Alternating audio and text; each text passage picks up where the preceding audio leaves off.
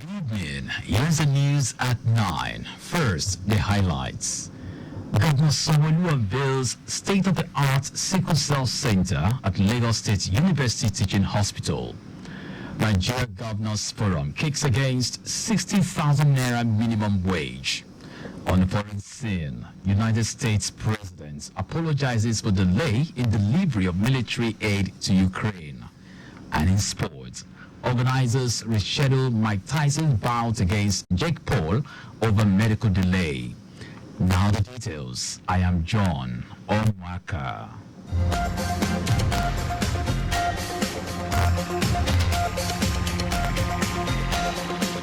Lagos State Governor Babajide Sanwo-Olu has inaugurated a state-of-the-art sickle cell center at the Lagos State University Teaching Hospital, LASUTH, donated by the Office of the Special Assistant, donated by the Office of the Senior Special Assistant to the President on Sustainable Development Goals.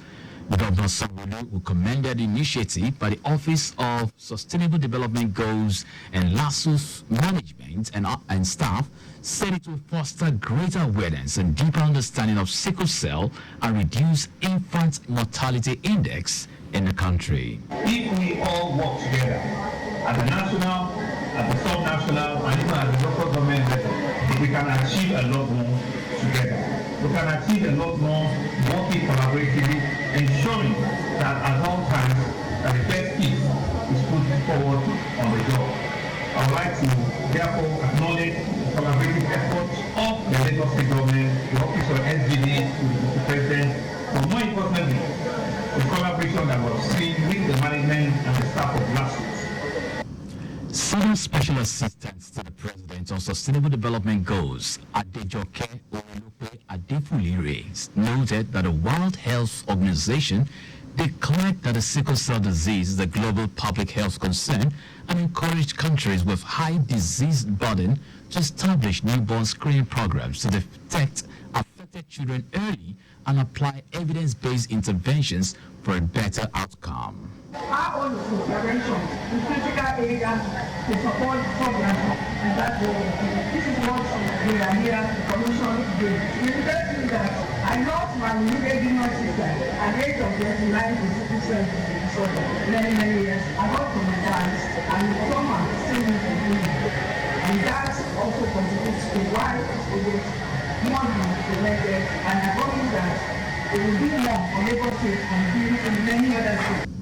Minister of State for Health and Social Welfare, Tunji Alausa, described the provision of the center as a significant milestone in efforts to combat communicable diseases and find positive outcomes for the health system, reiterating the commitment of the Bola Tinubu administration to provide robust infrastructure in collaboration with states to deliver quality healthcare to Nigerians. Earlier in his welcome address, Chief Medical Director of LASUTH, Adetokunbo Fabanwu, who commended the Office of Sustainable Development Goals for the donation, noted that LASUTH has been able to attract public-private partnerships with immense benefits to residents of the state. Fabanwu also expressed appreciation to Governor Sanwo-Olu for his administration's support, especially subsidizing open heart surgery for 50 Lagosians, hoping for more. Our correspondent, Adiola Kindole, quotes the Senior Special Assistant to the President on Sustainable Development Goals, Adejoke Orilope Adefulire, that approximately 1 in 4 or 25% of Nigerians carries a sickle gene, meaning that about 50 million people can transmit the gene to their children. Hence, the establishment of the center as a one-stop center to achieve positive outcomes. The Lagos State government has promised continuous provision, reliable and efficient transportation to ease movements of Lagosians in the state. Commissioner for Transportation, Oluwaseun Oshiyemi, stated this during a wellness walk with Lagos Bus Services Limited to celebrate 5 years since its existence. Oshiyemi urged staff of the agency to wax more stronger, do things efficiently, and ensure that the agency's ultimate services are top-notch. Transportation is extremely important in any nation, and we also try to do at Lagos State is to try and move people in numbers by using high capacity buses. And one of it is what we're doing now. Yes, we are one of the operators, ensuring that that part of our agenda is being met, because we have an ever-growing number in Lagos when it comes to population. In his keynote address, the Permanent Secretary, Ministry of Transportation, Olawale Musa, said the agency is keen to provide smart and sustainable bus transportation solutions to meet the needs of a modern city, while also appreciating the staff for quality service delivery since inception.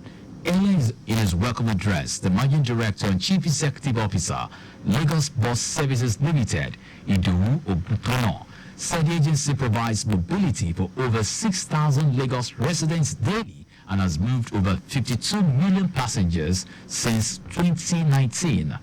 Ogutono noted that during its launch in 2019, the agency started with 50 buses, but had expanded it to 300 buses, plying different routes in the state, and as well covered 27 million kilometers in the last 5 years. Commemorate, this milestone. 5 years in the life of any organization, any individual is not a small thing.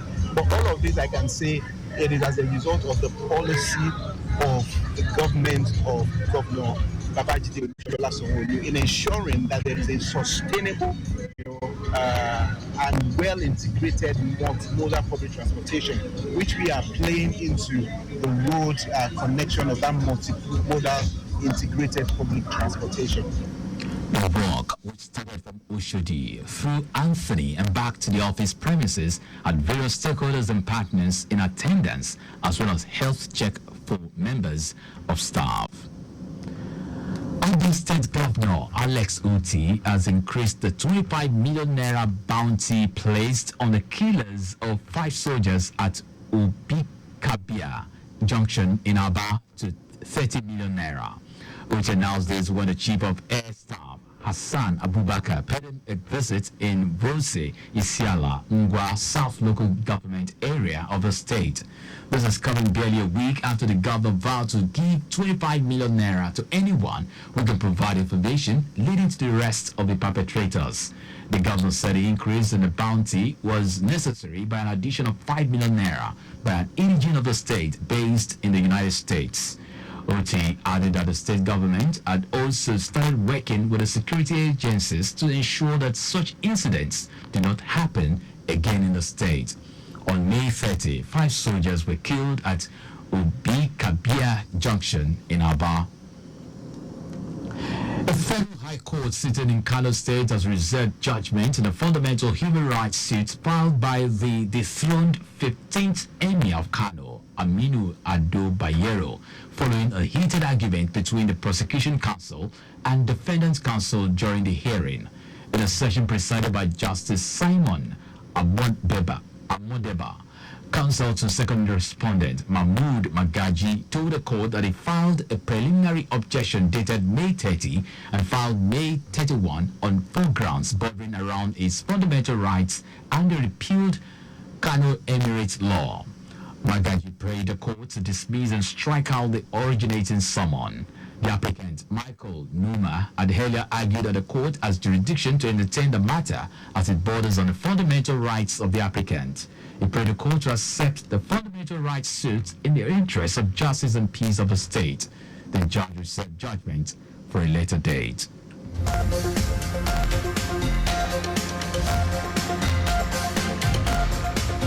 Now to the rest of the stories. State governors under the aegis of the Nigeria Governors Forum, NGF, have rejected the proposed 60,000 naira minimum wage for Nigerian workers. In a statement issued by the Director of Media and Publicity and Public Affairs for NGF, Alima Ahmed, the governor said the proposed minimum wage is too high and not sustainable. NGF expressed concerns that if the 60,000 naira minimum wage is adopted, many states would allocate their entire federal account allocation committee funds to salaries, leaving no resources for development projects. The governor said they are in agreement that a new minimum wage is due, but all parties involved in negotiation process, particularly the labor unions, must take into account all socio-economic factors and reach a sustainable agreement.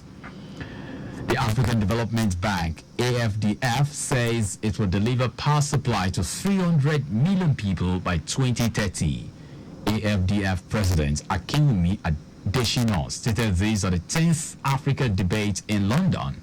Speaking on the importance of energy to the transformation of Africa, Adesina said the bank has moved from 32% of Africans with power to 57%, but there are still 600 million people without. He added that the bank aspires to achieve 100% universal access to electricity by 2030. The Corporate Accountability and Public Participation Africa, CAPA, has urged government at all levels to prioritize effective food policies, food security and access in the interests of public health. CAPA made a call as the World Marks 2024 World Food Safety Day with a theme, Food Safety, Prepare for the Unexpected. In a statement signed by its Media and Communications Officer, Robert Egbe, the organization commended the federal government for its initiatives and efforts to improve food accessibility and affordability in the country, but noted that food safety remains a critical issue. Nonetheless, it said many Nigerians and local farmers are still unable to earn a living from farming due to certain factors such as unending armed conflicts and the varied impacts of climate change. CAP also cited incidents of food adulteration, contamination, improper labeling, unverified food claims by producers, and the victimization of consumers by big food corporations which continue to pose grave dangers to the economy, well-being, and nutrition of vulnerable Nigerians. It added that the government must reverse this negative trend by implementing food strategies and policies that promote access to healthier diets, while citizens must watch their food consumption patterns, consciously desist from excessive consumption of sugar, salt, and fats, which are associated with an increased risk of non-communicable diseases. And now to foreign news. United States President Joe Biden has apologized to his counterpart, Volodymyr Zelensky, for delays in military aid to Ukraine and has pledged $225 million in support. The pair met for talks in Paris a day after they both attended the 80th anniversary commemorations of the D-Day landings in Normandy, France. The U.S. Department of Defense said the new aid package would include ammunition and anti-aircraft missiles. Meanwhile, speaking on French TV, President Emmanuel Macron said Paris would send Mirage 2000 fighter jets to Ukraine and train Ukrainian pilots. He said training would begin this summer. Now sports. Mike Tyson's return to the boxing ring against YouTube sensation Jake Paul has been rescheduled for November 15 after being postponed from July following health issues of former heavyweight champion. Promoters announced that the bout, which had been planned for July 20, was to be contested at AT&T Stadium in Arlington, Texas. Tyson, who turns 58 on June 30, required medical treatment on a flight last month from Miami to Los Angeles after complaining of nausea and dizziness. Organizers said Tyson suffered an ulcer flare-up and doctors recommended reduced training for several weeks, mandating the postponement. Paul, who is 27, will face Tyson over 82-minute rounds in a professional fight sanctioned by Texas boxing officials. And that's our news, but just before we go, always slow down at road junctions, intersections, and pedestrian crossings. You can follow us and like all our various social media platforms. X, Traffic Radio 961. Instagram, Lagos Traffic Radio 961. Subscribe and watch our news and programs live on YouTube at Traffic Radio 961. You can also visit our website at trafficradio961.ng. Did you know that the Sanwo-Olu administration upgraded 2 higher institutions to universities? You can get more details on the Lagos State Government website. To end the news, here are the highlights of the major stories.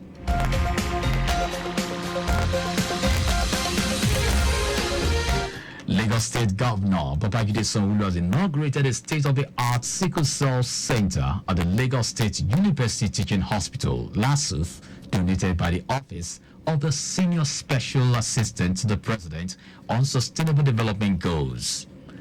State governors under the aegis of the Nigeria Governors Forum, NGF, have rejected the proposed 60,000 naira minimum wage for Nigerian workers. We also tell you that United States President Joe Biden has apologized to his counterpart Volodymyr Zelensky for delays in military aid to Ukraine and has pledged $225 million in support. And in sport, Mike Tyson's return to the boxing ring against YouTube sensation Jake Paul has been rescheduled for November 15 after being postponed from July following health issues of former heavyweight champion. For contact with the newsroom, send a message to info@trafficradio961.ng. That ends the news broadcast compiled by Adewale Olowoporoku. I am John Omoaka. Thank you very much for listening.